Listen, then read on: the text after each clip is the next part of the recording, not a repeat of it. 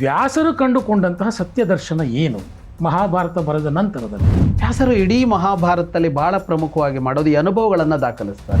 ಇಷ್ಟನ್ನೂ ವಿವರಿಸ್ತಾ ವ್ಯಾಸರು ಬದುಕಿನ ದರ್ಶನ ಮಾಡಿಸ್ತಾ ಹೋಗ್ತಾರೆ. ದುರ್ಯೋಧನ ಯಾಕೆ ತಪ್ಪದ ಅಂತ ಬೇಕು ನಮಗೆ. ಮಾರನೇ ದಿನ ಏನು ಮಾಡ್ದ ಅವನು ಅನ್ನೋದರಲ್ಲಿ ದುರ್ಯೋಧನ ಮಾಡಬಾರ್ದು, ಯುಧಿಷ್ಠಿರ ಮಾಡಬೇಕು. ವ್ಯಾಸರು ಒಟ್ಟು ಏನು ಹೇಳಿದ್ರು ಅಂದರೆ ಮನುಷ್ಯ ಹೇಗಿರಬೇಕು ಅನ್ನೋದೇ ಅವರ ದರ್ಶನ. ಅನ್ಯಾಯವಾಗಿ ಯಾಕೆ ಅವಳನ್ನು ಹೊಡೆದಿರಿ ಅಂತ ಪ್ರಶ್ನೆ ಕೇಳ್ತಾಳೆ. ಪ್ರಶ್ನೆ ಕೇಳಿ ಶಾಪ ಕೊಡ್ತಾಳೆ. ಸ್ವರ್ಗದ ಒಳಗೆ ಬರಬೇಕು ಅಂದರೆ ಈ ಮಟ್ಟದ ಮಾನವೀಯತೆ ಬೇಕು ಅಂತ, ಜೀವಲೋಕದ ಕುರಿತಾಗಿ ಇರುವ ಸಂವೇದನೆ ಏನಿರಬೇಕು ಅಂತ ಮಹಾಭಾರತ ಹೇಳುತ್ತೆ. ನನಗೆ ಮೊದಲಿಂದಲೂ ಒಂದು ತಲೆಯಲ್ಲಿ ಕೂತ್ಬಿಟ್ಟಿತ್ತು. ಏನಂತಂದರೆ, ನಾವು ಹೇಗಿರಬೇಕು ಅಂತಂದರೆ ಅದನ್ನು ರಾಮಾಯಣವನ್ನು ನೋಡಿ ಕಲಿಬೇಕು, ಹೇಗಿರಬಾರ್ದು ಅನ್ನೋದಕ್ಕೆ ಮಹಾಭಾರತವನ್ನು ನೋಡಿ ಕಲಿಬೇಕು ಅನ್ನುವಂಥದ್ದು ಹೇಗೋ ಗೊತ್ತಿಲ್ಲ, ಅದು ತಲೆಯಲ್ಲಿ ಕೂತ್ಬಿಟ್ಟಿದೆ. ಸೊ ಹಾಗಾಗಿ ನನಗೆ ಅನಿಸ್ತಿದ್ದು ಏನು ಅಂತಂದರೆ, ಮಹಾಭಾರತದಲ್ಲಿ ತಪ್ಪು ಮಾಡದೇ ಇರುವ ವ್ಯಕ್ತಿಗಳೇ ಇಲ್ಲ ಅಂದು. ಅಂದರೆ ಆ ಕಾರಣಕ್ಕೆ ಮಹಾಭಾರತವನ್ನು ನಾವು ಹೇಗೆ ನೋಡಬೇಕು ಅಂತ ವ್ಯಾಸರ ಒಂದು ಕೃತಿಯ ಮುಖಾಂತರ ನಾವು ನೋಡೋಕೆ ಹೊರಟಾಗ ವ್ಯಾಸರಿಗೂ ಒಂದಷ್ಟು ಸತ್ಯ ದರ್ಶನಗಳಾಗಿರಬೇಕು. ಇದನ್ನು ಬರೆಯೋ ಹೊತ್ತಿನಲ್ಲಿ ಅಥವಾ ಇದನ್ನು ಬರೆದು ಮುಗಿಸುವ ಹೊತ್ತಿನಲ್ಲಿ. ಸೊ ಬರೆದು ಮುಗಿಸುವ ಹೊತ್ತದಲ್ಲಿ ಏನೋ ಒಂದು ಜೀವನ ದರ್ಶನನೋ ಒಂದು ಸತ್ಯ ದರ್ಶನನೋ ವ್ಯಾಸರಿಗೆ ಆಗಿರುತ್ತೆ. ಅಂಥ ವ್ಯಾಸರನ್ನೇ ನೀವು ಸಂದರ್ಶನ ಕೂಡ ಮಾಡಿದ್ದೀರಿ. ವ್ಯಾಸ ಸಂದರ್ಶನ ಅನ್ನುವಂಥ ಒಂದು ಪುಸ್ತಕವನ್ನು ನೀವು ಬರೆದಿದ್ದೀರಿ. ಅಂದರೆ ಕಾಲ್ಪನಿಕ ಸಂದರ್ಶನ, ಅಂದರೆ ನೇರವಾಗಿ ಅವರ ಜೊತೆ ಒಂದು ಒಡನಾಡಿದ್ದೀರಿ, ಮಾತಾಡಿದ್ದೀರಿ. ಸೊ ನೀವು ಕಂಡುಕೊಂಡ ಹಾಗೆ ವ್ಯಾಸರು ಕಂಡುಕೊಂಡಂತಹ ಸತ್ಯ ದರ್ಶನ ಏನು ಮಹಾಭಾರತ ಬರೆದ ನಂತರದಲ್ಲಿ? ವ್ಯಾಸರ ಸತ್ಯ ದರ್ಶನ ಅಂತ ತಗೊಳ್ಳೋದಾದರೆ, ಇಡೀ ಮಹಾಭಾರತ ಇರಲಿ ಅಥವಾ ಪುರಾಣಗಳಿರಲಿ, ಭಾಗವತ ಇರಲಿ, ಇವುಗಳಲ್ಲೆಲ್ಲ ವ್ಯಾಸರು ಮಾಡಿದ್ದೇನೆಂದರೆ ಮನುಷ್ಯನ ಮನೋಭಾವದ ಕುರಿತೇ ಅವರು ಮಾತಾಡ್ಕೊಂಡು ಹೋಗಿದ್ದಾರೆ ಅಂತ ಹೇಳಬೇಕು. ಒಬ್ಬ ಮನುಷ್ಯ ಹೇಗೆ ಯೋಚಿಸ್ತಾನೆ, ಯೋಚನೆಗನುಗುಣವಾಗಿ ಅವನು ಏನು ಕ್ರಿಯೆಗಳನ್ನು ಮಾಡ್ತಾನೆ, ಮನುಷ್ಯನಿಗೆ ಯೋಚನೆಗಳು ಯಾಕೆ ಹುಟ್ಟುತ್ತವೆ, ಆ ಯೋಚನೆ ಹುಟ್ಟೋದಕ್ಕೆ ಕಾರಣವಾದದ್ದು ಆಸೆ ಆಗಿರುತ್ತೆ, ಆ ಯೋಚನೆಗಳು ಹುಟ್ಟೋದಕ್ಕೆ ಕಾರಣವಾಗಿದ್ದು ಅಹಂಕಾರ ಆಗಿರುತ್ತೆ, ಆ ಯೋಚನೆಗೆ ಕಾರಣವಾದದ್ದು ಅವಮಾನ ಆಗಿರುತ್ತೆ, ಆ ಯೋಚನೆಗೆ ಕಾರಣವಾದದ್ದು ಆಸ್ತಿ ಆಗಿರುತ್ತೆ. ಹೀಗೆ ಒಬ್ಬ ಮನುಷ್ಯನ ಯೋಚನೆಗಳು ಹಲವು ಕಾರಣಗಳಿಗಾಗಿ ಹುಟ್ಟುತ್ತವೆ. ಈ ಎಲ್ಲ ಯೋಚನೆಗಳು ಹುಟ್ಟೋದಕ್ಕೂ ಒಂದು ಕಾರಣ ಇರುತ್ತೆ. ಅವನ ಬದುಕಿನಲ್ಲಿ ಹಿಂದೇನೋ ಒಂದು ನಡೆದಿದೆ ಘಟನೆ. ಆ ಘಟನೆಯ ಆಧಾರದ ಮೇಲೆ ಅವನ ಥಾಟ್ ಪ್ರೊಸೆಸ್ ಅಥವಾ ಥಾಟ್ ಅನ್ನೋದು, ಚಿಂತನೆ ಅನ್ನೋದು ನಿರ್ಣಯ ಆಗುತ್ತೆ. ಯೋಚನೆ ಹುಟ್ಟತ್ತಲ್ಲ, ಅದು ಅವನ ಚಿಂತನೆಯ ವಿಧಾನ ಆಗುತ್ತೆ, ಅವನ ಚಿಂತನೆಗಳಾಗುತ್ತವೆ. ಅದು ಆ ಚಿಂತನೆಗಳ ಆಧಾರವಾಗಿ ಅವನು ಬದುಕ್ತಾ ಹೋಗ್ತಾನೆ. ಅವನದೇ ಚಿಂತನೆಯ ಆಧಾರವಾಗಿ ಅವನು ಬದುಕ್ತಾನೆ. ಪ್ರತಿ ಮನುಷ್ಯನು ಬದುಕ್ತಾನೆ ಅಂದರೆ ಏನು? ಆ ಚಿಂತನೆಗಳನ್ನು ಆಧರಿಸಿ ಅವನ ನಡವಳಿಕೆ ಇಟ್ಕೋತಾನೆ, ಪ್ರತಿಕ್ರಿಯಿಸ್ತಾನೆ, ಪ್ರತಿಸ್ಪಂದಿಸ್ತಾನೆ. ಕ್ರಿಯೆಗಳನ್ನು ಮಾಡೋದೆಲ್ಲ ಯಾವುದು ಅಂದರೆ ಅವನ ಚಿಂತನೆಗಳ ಆಧಾರದಲ್ಲಿ. ಅವನ ಚಿಂತನೆಗಳು ಯಾವುದನ್ನು ಆಧರಿಸಿದೆ? ಅವನ ಯೋಚನೆಗಳ ಆಧಾರದಲ್ಲಿ. ಅವನ ಯೋಚನೆಗಳು ಏನನ್ನು ಇಟ್ಟುಕೊಂಡಿದೆ ಅಂದರೆ ಅವನ ಬದುಕಿನ ಅನುಭವಗಳ ಆಧಾರದಲ್ಲಿ. ವ್ಯಾಸರು ಇಡೀ ಮಹಾಭಾರತದಲ್ಲಿ ಬಹಳ ಪ್ರಮುಖವಾಗಿ ಮಾಡೋದು ಈ ಅನುಭವಗಳನ್ನು ದಾಖಲಿಸ್ತಾರೆ. ಅವ್ರು ಎಲ್ಲದಕ್ಕೂ ಒಂದು ಕಾರಣ ಹೇಳ್ತಾರೆ. ಯಾಕೆ ಹೀಗಾಯಿತು ಅಂತ ಕಾರಣ ಹೇಳೋದಿಲ್ಲ. ಅವರು ಒಂದು ಘಟನೆ ನಡೀತು ಅಂದರೆ ಇದ್ರ ಇನ್ನೊಂದು ಘಟನೆ ಇದೆ, ಆ ಘಟನೆ ಹೇಳ್ತಾರೆ. ಯಾಕೆ ಹೀಗಾಯಿತು, ಆ ಘಟನೆಯಿಂದಾಗಿ ಇನ್ನೇನಾಯಿತು ಅಂತ ಹೇಳ್ತಾ ಹೋಗ್ತಾರೆ. ಆ ಘಟನೆ ಅವನಲ್ಲಿ ಏನೋ ಒಂದು ಯೋಚಿಸುವ ವಿಧಾನವನ್ನು ರೂಪಿಸ್ತಲ್ಲ, ಅದರಿಂದ ಅವನೇನು ಮಾಡ್ಕೊಳ್ತಾ ಹೋದ ಅಂತ ಹೇಳ್ತಾ, ಹಾಗೆ ಮಾಡಿದಾಗ ಏನಾಯಿತು ಅಂತ ಮುಂದಿನ ಪರಿಣಾಮ ಹೇಳ್ತಾರೆ ಅವರು. ಒಂದು ಘಟನೆ ರೂಪಿಸುವ ಅವನ ಚಿಂತನಾ ವ್ಯಕ್ತಿತ್ವ, ಆ ಚಿಂತನಾ ವ್ಯಕ್ತಿತ್ವಕ್ಕೆ ಅನುಗುಣವಾಗಿ ಅವನು ನಡೆಸುವ ಮತ್ತಷ್ಟು ಘಟನೆಗಳು, ಆ ಘಟನೆಗಳ ಪರಿಣಾಮಗಳು. ಇದಿಷ್ಟನ್ನು ವಿಮರ್ಶಿಸ್ತಾರೆ ವ್ಯಾಸರು ಮಹಾಭಾರತದಲ್ಲಿ. ಒಬ್ಬ ಮನುಷ್ಯನ ವ್ಯಾಖ್ಯಾನ ಅಂದರೆ ಇದೇನೆ. ಇಷ್ಟನ್ನೂ ವಿವರಿಸ್ತಾ ವ್ಯಾಸರು ಬದುಕಿನ ದರ್ಶನ ಮಾಡಿಸ್ತಾ ಹೋಗ್ತಾರೆ ನಮಗೆ. ಉದಾಹರಣೆಗೆ ದುರ್ಯೋಧನ ಅಂತ ತೆಗೆದುಕೊಂಡ್ರೆ, ದುರ್ಯೋಧನ ತಪ್ಪು, ಯುಧಿಷ್ಠಿರ ಸರಿ, ಕರ್ಣ ತಪ್ಪು, ಅರ್ಜುನ ಸರಿ, ಇದೆಲ್ಲ ವಾದ ಮಾಡಬೇಕಾಗಿರೋದು. ದುರ್ಯೋಧನ ಯಾಕೆ ತಪ್ಪದ ಅಂತ ಬೇಕು ನಮಗೆ. ವಾಸ್ತವವಾಗಿ ಯುಧಿಷ್ಠಿರ ಹೇಗೆ ಸರಿ ಇದ್ದ ಅನ್ನೋದು ಎಷ್ಟು ಬೇಕೋ ಅದಕ್ಕಿಂತ ಸ್ವಲ್ಪ ಹೆಚ್ಚು ದುರ್ಯೋಧನ ಯಾಕೆ ತಪ್ಪದ ಅನ್ನೋದೇ ನಾವು ಬೇಕಾಗಿರೋದು. ಯಾಕೆ ಅಂದರೆ ಸರಿ ಇದ್ದ ಒಬ್ಬ ಮನುಷ್ಯ ಸರಿಯಾದ ನಡವಳಿಕೆಯಲ್ಲಿ ನಡ್ಕೊಂಡು ಹೋಗ್ತಾನೆ. ಸರಿ ಇಲ್ಲದ ನಾವು ಸರಿಯಾದ ನಡವಳಿಕೆ ಇಟ್ಕೊಳ್ಬೇಕು ಅಂದರೆ ತಪ್ಪು ಮನುಷ್ಯ ಇದಾನಲ್ಲ ಅವನೇ ಬೇಕಾಗತ್ತೆ ನಮಗೆ ಅಂತ. ಈಗ ಯುಧಿಷ್ಠಿರನಿಗೆ ಯಾರ ಮೇಲೂ ದ್ವೇಷವೇ ಇರಲಿಲ್ವಂತೆ, ಅವನಿಗೆ ಆಸೆಯೇ ಇರಲಿಲ್ವಂತೆ, ಅವನಿಗೆ ರಾಜನ ಆಗಬೇಕು ಅಂತ ಇರಲಿಲ್ವಂತೆ. ನಮಗೆ ಹಂಗಿಲ್ಲ. ನಮಗೆ ಆಸೆಗಳಿವೆ, ನಮಗೆ ದ್ವೇಷಗಳೂ ಇವೆ. ಕತ್ತಿ ಹಿಡಿದು ಕೊಲ್ಲಕ್ಕೆ ಹೋಗದೆ ಇರ್ಬೋದು, ಅವನು ಕಂಡ್ರಾಗೋಲ್ಲ, ಇವನು ಕಂಡ್ರಾಗೋಲ್ಲ, ಸುಮ್ಮನೆ ಒಂದು ದಿವಸ ಕುಳಿತು ಒಂದು ದಿವಸ ರಾತ್ರಿ ಬೆಳಗಿನ ತನಕ ಯಾರ ಬಗ್ಗೆನೂ ನನಗೆ ಆಕ್ಷೇಪ ಇಲ್ಲದ ವ್ಯಕ್ತಿ ಯಾರು ಅಂತ ಯೋಚನೆ ಮಾಡಿದರೆ ಒಂದು ಮನುಷ್ಯ ಸಿಗೋಲ್ಲ. ಅವನು ಅವತ್ತು ನನಗೆ ಹಿಂಗೆ ಮಾಡಿದ್ದ, ಇವನು ಇವತ್ತು ಹಿಂಗೆ ಮಾಡಿದ್ದ ಅಲ್ವಾ? ಎಲ್ಲರ ಮೇಲೂ ನಮಗೆ ಆಕ್ಷೇಪ ಇದೆ. ಆಕ್ಷೇಪವೇ ವಿಸ್ತಾರ ಆದರೆ ದ್ವೇಷ ಆಗತ್ತೆ. ಯುಧಿಷ್ಠಿರನಿಗೆ ಹಾಗಿರಲೇ ಇಲ್ವಂತೆ. ನಾವು ಹಾಗಿಲ್ಲ. ನಾವು ಹೇಗಿದ್ದೀವಿ? ನಾವು ಹುಲು ಮಾನವರು, ಸಹಜ ಮನುಷ್ಯರು ಅಂತ ಕರ್ಕೊಳ್ಳೋಣ ಬೇಕಿದ್ರೆ. ನಮಗಿಂಥ ಯೋಚನೆಗಳು ಹುಟ್ಟತ್ತೆ. ಯಾರದೋ ಬಗ್ಗೆ ಆಕ್ಷೇಪ ಹುಟ್ಟತ್ತೆ, ಯಾರದೋ ಬಗ್ಗೆ ದ್ವೇಷ ಹುಟ್ಟತ್ತೆ, ಸೇಡು ಹುಟ್ಟತ್ತೆ, ಅದು ಬೇಕು ಇದು ಬೇಕು ಅಂತ ಅನಿಸತ್ತೆ.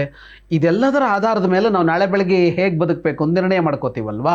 ನಾಳೆ ಬೆಳಗ್ಗೆ ಏನು ಮಾಡಬೇಕು ಅಂತ ಅನ್ನೋದಕ್ಕೆ ಏನು ಮಾಡಬಾರ್ದು ಅನ್ನೋದು ಮುಖ್ಯ ಆಗತ್ತೆ. ಅದನ್ನು ಎಲ್ಲಿ ಕಲಿಬೇಕು ಅಂದರೆ ದುರ್ಯೋಧನ ಏನು ಮಾಡಿದ್ನೋ ಅದು ಮಾಡಬಾರ್ದು ಅಂತಲೇ ನೋಡ್ಬೇಕು ಅವಾಗ. ಈ ತರಹದ ಯೋಚನೆಗಳ ವಿಷಯದಲ್ಲಿ ದುರ್ಯೋಧನನಿಗೂ ನಮಗೂ ವ್ಯತ್ಯಾಸ ಇಲ್ಲ. ಓಕೆ. ಮಾರನೇ ದಿನ ಏನು ಮಾಡ್ದ ಅವನು ಅನ್ನೋದರಲ್ಲಿ ದುರ್ಯೋಧನ ಮಾಡಿದ್ದು ಮಾಡಬಾರ್ದು, ಯುಧಿಷ್ಠಿರ ಮಾಡಿದ್ದು ಮಾಡಬೇಕು. ಆಸೆ ಇರುವ ದುರ್ಯೋಧನ ಏನನ್ನ ಮಾಡಿದನೋ ಅದನ್ನು ಮಾಡದೆ, ಆಸೆ ಇಲ್ಲದ ಯುಧಿಷ್ಠಿರ ಏನನ್ನು ಮಾಡಿದ್ನೋ ಅದನ್ನು ಮಾಡಬೇಕು ನಾವು ಅಂತ ತೋರಿಸ್ತಾರೆ ವ್ಯಾಸರು. ಅಂದರೆ ಪಕ್ಕಾ ಇದು ಮನುಷ್ಯನ ಚಿಂತನಾ ವಿಧಾನವನ್ನು ಬದಲಿಸುವ ಕೆಲಸವನ್ನು ಮಾಡ್ತಾರೆ ಅವರು. ಹಾಗಾಗಿ ಅವರ ದರ್ಶನ ಏನು ವ್ಯಾಸರಿದ್ದು ಅಂತ ಕೇಳಿದರೆ ಅದೇನೆ, ಯೋಚಿಸುವ ವಿಧಾನವನ್ನು ಬದಲು ಮಾಡಕು ಅಂತ. ಯೋಚಿಸುವ ವಿಧಾನ ಬದಲು ಮಾಡಕು ಅಂತ, ಅದಕ್ಕನುಗುಣವಾಗಿ ವರ್ತನೆಯನ್ನು ಸರಿ ಮಾಡಕು ಅಂತ. ಆದರೆ ಅದು ಜಾರಸತ್ತೆ ಅಂತ. ಈಗ ಭೀಷ್ಮನಂತ ಭೀಷ್ಮ ಯಾವತ್ತೂ ಎದ್ದು ಬರಬೇಕಾಗಿತ್ತಲ್ಲ. ದ್ರೋಣರು ಯಾಕೆ ಅಲ್ಲಿ ನಿಂತ್ಕೋಬೇಕಾಗಿತ್ತು? ಕರ್ಣ ಯಾಕೆ ಅಲ್ಲಿ ಇರಬೇಕಾಗಿತ್ತು? ಶಲ್ಯ ಯಾಕೆ ಅಲ್ಲಿಗೆ ಹೋಗಬೇಕಾಗಿತ್ತು? ಯುಧಿಷ್ಠಿರ ಯಾಕೆ ದ್ಯೂತ ಆಡಬೇಕಾಗಿತ್ತು? ಎಲ್ಲರೂ ಜಾರಿದ್ರಲ್ವಾ? ಯಾಕೆ ಜಾರಿದ್ರು? ವಿವೇಕ ಇದ್ರೂ ಜಾರಿದ್ರು, ಯೋಚನೆಗಳು ಸರಿ ಇದ್ರೂ ಜಾರಿದ್ರು, ಚಿಂತನೆ ಸರಿ ಇದ್ರೂ ಜಾರಿದ್ರು. ಯಾಕೆ ಅಂದರೆ ಜಾರಿಸತ್ತೆ ಅದು ಅಂತ. ಆಗ ನಡಿ ಬೇಡ ಅನ್ನುವ ಘಟನೆಗಳನ್ನು ಕೊಡ್ತಾ ಹೋಗ್ತಾರೆ ವ್ಯಾಸರು. ಒಟ್ಟು ಏನು ಹೇಳಿದ್ರು ಅಂದರೆ ಮನುಷ್ಯ ಹೇಗಿರಬೇಕು ಅನ್ನೋದೇ ಅವರ ದರ್ಶನ, ಮಾನವ ದರ್ಶನ ಅಂತಲೇ. Okay okay. 2 ಕಥೆಗಳನ್ನು ಉದಾಹರಿಸಬೇಕು. ವ್ಯಾಸರು ಏನು ಹೇಳಿದ್ರು ಮಹಾಭಾರತದಲ್ಲಿ ಅಂತ ಹೇಳೋದಕ್ಕೆ. 2 ನಾಯಿ ಕಥೆ ಬರುತ್ತೆ ಮಹಾಭಾರತದಲ್ಲಿ, ಆರಂಭದಲ್ಲೊಂದು ಕೊನೆಯಲ್ಲೊಂದು. ಮಹಾಭಾರತದ ಆರಂಭದಲ್ಲೊಂದು ನಾಯಿ ಕಥೆ ಬರುತ್ತೆ, ಮಹಾಭಾರತ ಕೊನೆಯಲ್ಲೊಂದು ನಾಯಿ ಕಥೆ ಬರುತ್ತೆ. ಜನಮೇಜಯನ ಕಥೆಯಿಂದ ಆರಂಭ ಆಗೋದು ಮಹಾಭಾರತ. ಪಾಂಡವರ ಮಗ ಅಭಿಮನ್ಯುವಿನ ಮಗ ಪರೀಕ್ಷಿತನ ಮಗ ಜನಮೇಜಯ. ಅವನ ಯಜ್ಞ ಮಾಡ್ತಾ ಇರ್ತಾನೆ. ಅವನಿಗೆ 4 ಜನ ತಮ್ಮಂದಿರು ಇರ್ತಾರೆ. ಯಜ್ಞ ಮಾಡ್ತಾ ಇರುವಾಗ ಒಂದು ನಾಯಿ ಮರಿ ಬರುತ್ತೆ ಅಲ್ಲಿಗೆ, ಓಡಿಸ್ತಾರೆ. ಆ ನಾಯಿ ಮರಿ ತನ್ನ ತಾಯಿ ಹತ್ರ ಹೋಗಿ ಅಳ್ಳತ್ತೆ.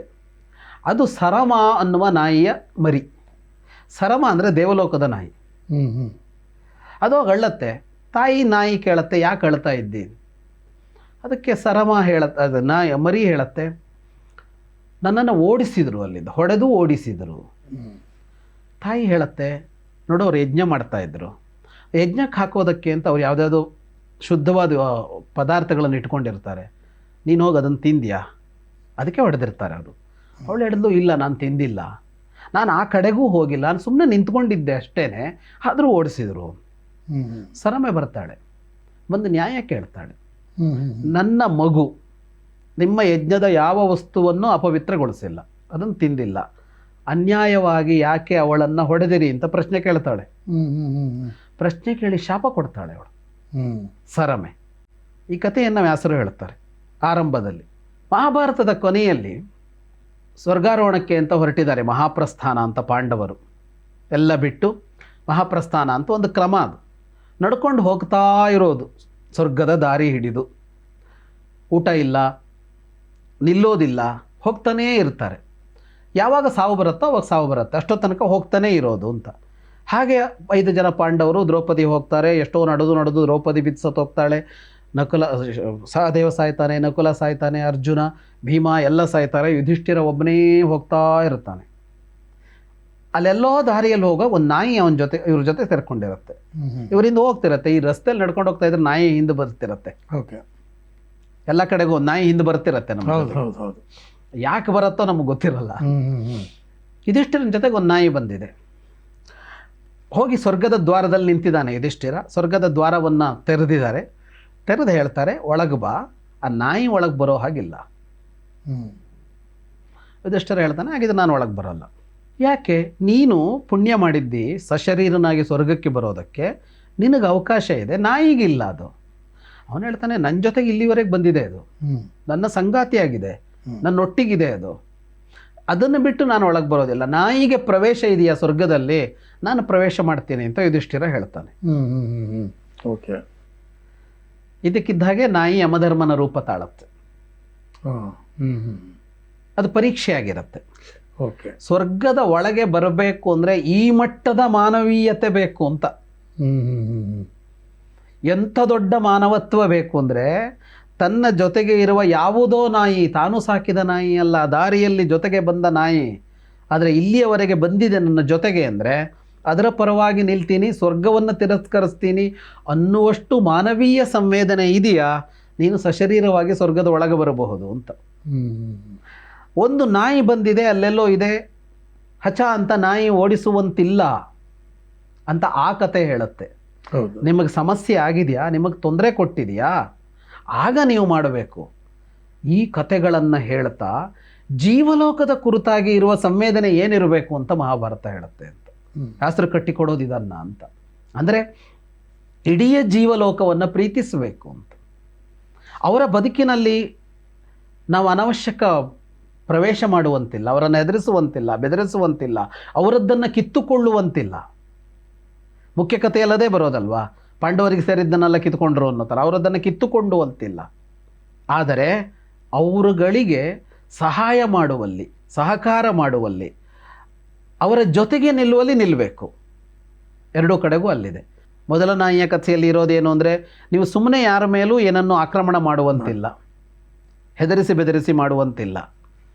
ಎರಡನೇ ಕಥೆಯಲ್ಲಿ ಏನು ಹೇಳುತ್ತೆ ಅಂತ ಅಂದರೆ, ನಿಮಗೆ ಯಾವುದೆಲ್ಲ ಲಭ್ಯ ಆಗತ್ತೋ ಅದು ಸಹಜೀವಿಗೂ ಲಭ್ಯ ಆಗಬೇಕು, ನನಗೊಬ್ಬನಿಗೆ ಅಂತ ನೀನೇನೋ ಅಂದ್ಕೊಳ್ಳುವಂತಿಲ್ಲ ಅನ್ನೋದನ್ನು ಆ ಕಥೆ ಹೇಳುತ್ತೆ. ವ್ಯಾಸದರ್ಶನ ಇದು.